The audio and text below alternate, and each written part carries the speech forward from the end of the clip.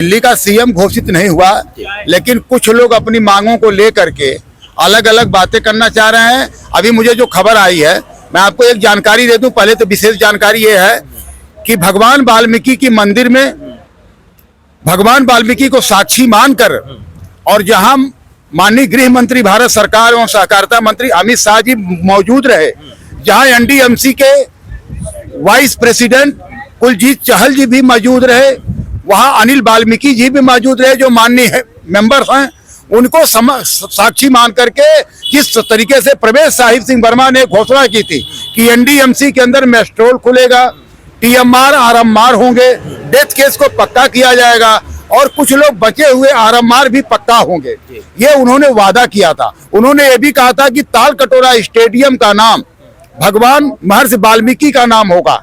उन्होंने जिस तरीके से अपनी घोषणाएं की, कुछ लोग ये प्रश्न कर रहे हैं कि भाई ये कब होंगी। अरे भाई, मैं बताना चाहता हूं कि पहले सत्ता सीन होने दीजिए, पहले सीएम बनने दीजिए, शपथ ले लेने दीजिए, इसके बाद शपथ दिन के बाद देखिए घोषणाएं क्या क्या आती है और क्या क्या पूर्ण होते हैं, उसमें समय लगती है। अभी ये बंदरों की तरह घर पहुंच जाओ और पहुंचो भैया क्या हुआ, अरे अभी तो देखो कि शपथ लिया नहीं सिल लिया शेर। अगर शपथ शेर ले लेता है, अपनी बातों से मुकरता है, तब तो उसकी बात है। इतना लंबा घोषणा पत्र है, आधे घोषणा पत्र तैयार हो चुके हैं, आधे और हो जाएंगे शपथ ग्रहण समारोह से पहले। अभी शपथ ग्रहण की तैयारी हो रही है, पूरे देश के कौन कौन लोग यहाँ पे आएंगे उसकी रणनीति भारतीय जनता पार्टी बना रही होगी। ये जो समझदार लोग होते हैं वो पूछते हैं, अरे जिनके घर पे शादी है वो अपना बताएगा ना क्या क्या कर रहा, और लोगों को लगा भैया हमारा काम क्या, हमारा काम क्या, हमारा काम। अरे मैं तो ये वादा करता हूं कि जो जो वादा हुआ है उस वादा को तो पूरा इनको करना पड़ेगा। नहीं करेंगे तो क्या अगली बार आएंगे क्या? पेपर में और मैंने खबर पढ़ा करा कि इनके पास कोई मुख्यमंत्री नहीं आया है अभी तक। अरे मूर्ख, तुझे पता है कि भारतीय जनता पार्टी और कांग्रेस पार्टी लोकतांत्रिक पार्टी है, इनमें इनकी कार्य समितियां बैठक करती हैं, वो फैसला लेती हैं। इनके विशेषाधिकार में 15-20 लोग बैठते हैं, वो फैसला लेते हैं कि कौन बनेगा सीएम, कौन बनेगा पीएम और कौन बनेगा मंत्री। ये तेरे घर की दुकान नहीं है जो बनिया बनता है ना, कहता मैं बनिया हूं, है 5 साल कहता मैं हूं बनिया। अरे भाई, बनिया की दुकान नहीं है कि जो रेट पे जैसे फेंक दोगे। ये लोकतंत्र है और लोकतांत्रिक पार्टियां हमेशा अपने फैसले पर निर्णय लेती हैं। जो सर्वसम्मत से घोषित होगा वो दिल्ली का सीएम होगा। 90% तो उम्मीद है कि प्रवेश साहिब सिंह वर्मा ही, जो अरविंद केजरीवाल को यहाँ हराया है, वही शेर को आना चाहिए। लेकिन फिर भी निर्णय भारतीय जनता पार्टी का है। ये दुनिया की सबसे बड़ी पार्टी है, ये लोकतंत्र पे बात करती है, झूठ तंत्र पे नहीं। तो भाई लोकतंत्र का जो व्यवस्था होगा, जो उनकी कार्य समिति का फैसला होगा, आने वाले 16 तारीख को उनके विधायक मंडल दल की बैठक होने वाली है। उसमें सीएम का चेहरा भी मिलेगा और सारी जो इन्होंने घोषणा दी हुई है उस पे सारी सरकार, सारी मंत्रालय व्यवस्था कर रही है। उसी दिन सबको पारदर्शिता भी मिलेगा। इन झूठ बाजो नेताओं को बोलने का मौका नहीं मिलेगा, नहीं मिलेगा। अब्दुल्ला खां बीसी हैं और बीसी होने के बाद अरविंद केजरीवाल ने उनको टिकट दिया है और उन्होंने चुनाव जीत भी गए।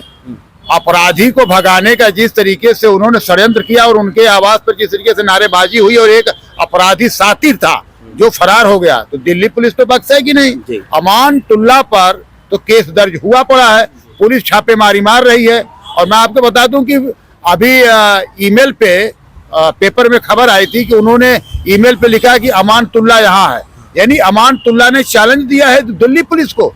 एक तरफ से तो तुम भाग रहे हो, दूसरी बार अपना पता बता रहे हो, तो इसके ऊपर तो वो सख्त से सख्त कानून लगनी चाहिए कि जो इसका दिमाग ठीक कर दे। और मैं आपको ये भी बता दूं कि अरविंद केजरीवाल के सारे गुर्गे जाएंगे जेल। इनके और बहुत से गुर्गे हैं, ये गुप्त रूप से जो बात करते थे ना, इनका सारा केस अब खुल चुका है। अरविंद केजरीवाल का पतन होना और इनके गुर्गों का पतन होना बहुत ही जल्द तय है। लेकिन अभी जो पुलिस उनको पकड़ेगी, क्या कुछ कहेगी, इसके पहले कह रहे हैं कि हमारे ऊपर दबाव है। पुलिस मकोका यदि कानून के तहत आएगी तो दिल्ली पुलिस उन्हें बख्शेगी भी नहीं और उसे बख्शना भी नहीं चाहिए। क्यों बख्शेगी भाई? अगर वो अपराधी है तो क्यों नहीं अपराध कि वो जेल में जाएगा? उसके ऊपर अगर मकोका लगाने की बात है तो मकोका लगना भी चाहिए। अनारकिस्टों के गुर्गे हैं ये, अरविंद केजरीवाल अनारकिस्ट के गुर्गे हैं, इन्हें झूठ बोलना ही आता है। दिल्ली पुलिस उसके ऊपर नाजायज केस क्यों लगाती? वो एक विधायक है, उसके घर गई, वो अगर किसी शातिर अपराधी को भगाना चाह रहा है तो उसके ऊपर केस नहीं लगेगा। ये अगर सत्ता में आए, क्या विधानसभा इसलिए जीते हैं अपराधियों को वो देने के लिए, शरण देने के लिए, या क्या करने के लिए जीते? ये तो बिला वजह की बात है। ये तो देखो, अभी तक तो इनकी प्रेस वार्ता बंद हो गई है ना, कुछ बोल नहीं पा रहे हैं ना। अब क्यों नहीं बोल पा रहे हैं? जिस भारतीय जनता पार्टी की ये बात करते थे, स्वच्छता की राजनीति की बात करते थे, भाजपा के लिए बात करते थे कि मोदी मोदी मोदी, अब हो गया ना।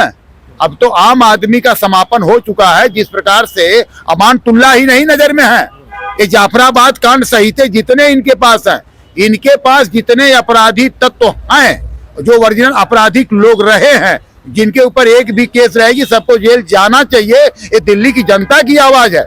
इसने एलजी साहब वही सही कर रहे हैं। अरे जो दबा हुआ था, जो आदेश नहीं हो पा रहा था, उसी को तो आदेश किए। एलजी साहब कोई अलग से केस लाए हैं क्या? एलजी साहब इसके ऊपर कोई केस का आरोप लगा रहे हैं क्या? अरे इसकी तो खुली फाइल जो उनके पास पड़ी हुई थे, जो आगे नहीं बढ़ पा रही है, उसी को आगे बढ़ा रहे हैं। और वो तो एलजी साहब बढ़ा रहे हैं। जैसे शपथ कोई सीएम भाजपा का लेगा, वैसे इनके ऊपर पूरी जांच पड़ताल शुरू हो जाएगी। और इनका, मैंने आपसे बहुत पहले बोला था पत्रकार महोदय, मैं अपने कई खबर में बोल चुका हूं कि अरविंद केजरीवाल का राजनीतिक पतन होना 100% तय है। इसको दुनिया का कोई अनार्किस्ट नहीं रोक सकता। जिस प्रकार से विदेशियों की ताकत की बात करता है, ये फोर्ड फाउंडेशन की पैदाइश है।